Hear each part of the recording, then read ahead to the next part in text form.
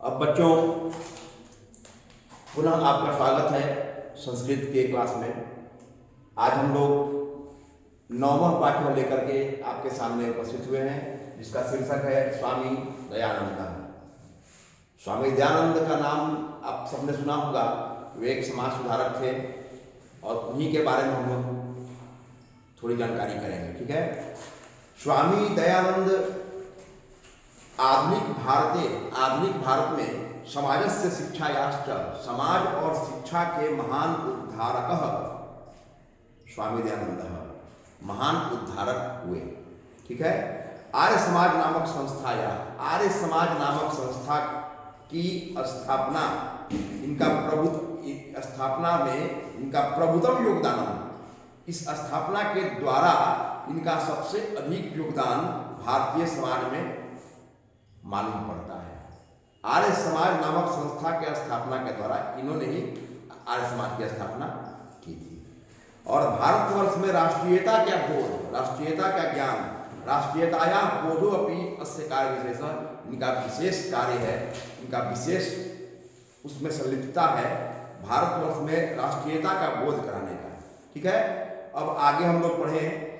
मध्यकाल में नाना कुत्सित रीतियां, बहुत सी कुत्सित रीतियां, गंदी प्रथाएं भारतीय समाजम अदूषण, भारतीय समाज को गंदा कर रही थी। कौन कौन? जातिवाद कृतम वैषम्यम, जातिवाद की विषमता, अस्पृश्यता, धर्म कार्येषु आडंबर, धार्मिक कार्यों में आडंबर, स्त्रीणाम अशिक्षा, स्त्रियों की अशिक्षा, विधवानाम गरिता, विधवाओं की स्थिति जो थी वो, और शिक्षा की अव्यापकता इत्यादि, ये सब दोष उस समय भरे पड़े थे। इन सभी दोषों पर इन्होंने रिसर्च किया इस पर, और उसके बाद इसको दूर करने का उपाय भी निकाला। उसके लिए बहुत से कार्य किए इन्होंने, उसी के बारे में पढ़ेंगे आगे।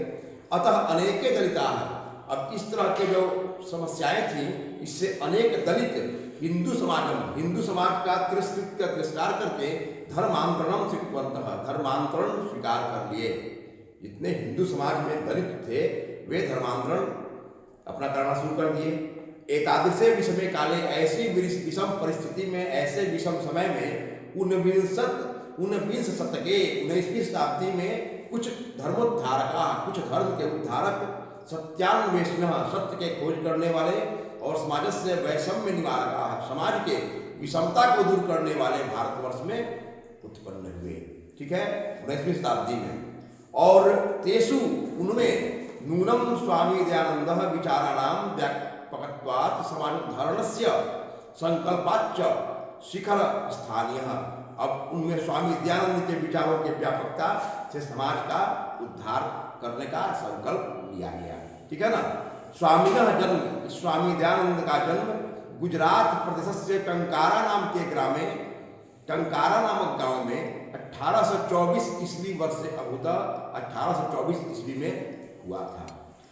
बालकस्य नाम, इनका बचपन का नाम, इस बालक का नाम मूल शंकर इति कृतम, मूल शंकर था। इनका बचपन का नाम मूल शंकर था। संस्कृत शिक्षा के द्वारा एवं अध्ययनस्य अस्य प्रारंभ हो जाता है। संस्कृत शिक्षा के द्वारा ही इनकी पढ़ाई लिखाई की शुरुआत हुई। कर्मकांडी परिवार में तादृश्य व्यवस्था तदानीम आसीत्, उस समय ऐसी ही व्यवस्था थी। कर्मकांडी परिवार में उस समय ऐसी ही व्यवस्था थी कि आपको संस्कृत से ही पढ़ाई शुरू करनी है। शिवोपासक परिवार में मूल संघर्ष कृते शिवरात्रि का महापर्व उद्बोधक हो गया। उनको ज्ञान प्राप्ति उस समय के बाद शुरू हुई। शिवरात्रि के पर्व के दिन उनको एक ज्ञान प्राप्त हुई। जो घटना आगे घट रही है वो बताया जा रहा है इसमें। रात्रि के जागरण के समय में मूल शंकर ने देखा यत् शंकरस्य विग्रहम आरुह्य मूषकाः, शंकर के मूर्ति पर चढ़ करके चूहे विग्रहार्पितानि द्रव्यानि भक्षन्ति, विग्रह पर अर्पित जितने भी द्रव्य हैं, जितने भी वस्तु हैं खाने वाले, उसको चूहे खा जा रहे हैं। उन्होंने देखा रात में। तो मूल शंकर ने सोचा यत् विग्रहो अयम अकिंचित करः, यह विग्रह, यह मूर्ति कुछ करने वाला नहीं है, कुछ नहीं कर रहा है, नहीं हिल रहा है, न डुल रहा है, कुछ नहीं कर रहा है।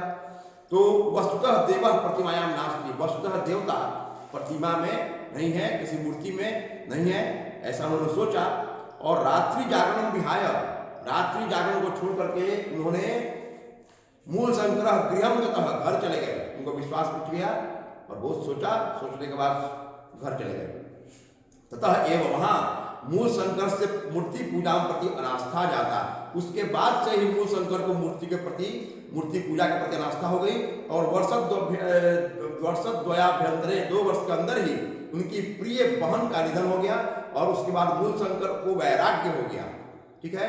और गृहम प्रत्यज्य, घर छोड़ करके विभिन्ना नाम विदुषाम सदाम साधनाम च संगतौ रममाणो असौ मथुरायाम गिरिजानंदस्य प्रज्ञा चक्षुषः समीपम अगमत। ठीक है। उन्होंने घर छोड़ करके विभिन्न विद्वानों, सज्जनों, साधुओं की संगति में घूमते हुए मथुरा के गिरिजानंद से भेंट हो गई उनकी, उनके नजदीक पहुंच गए और जो उनके गुरु थे।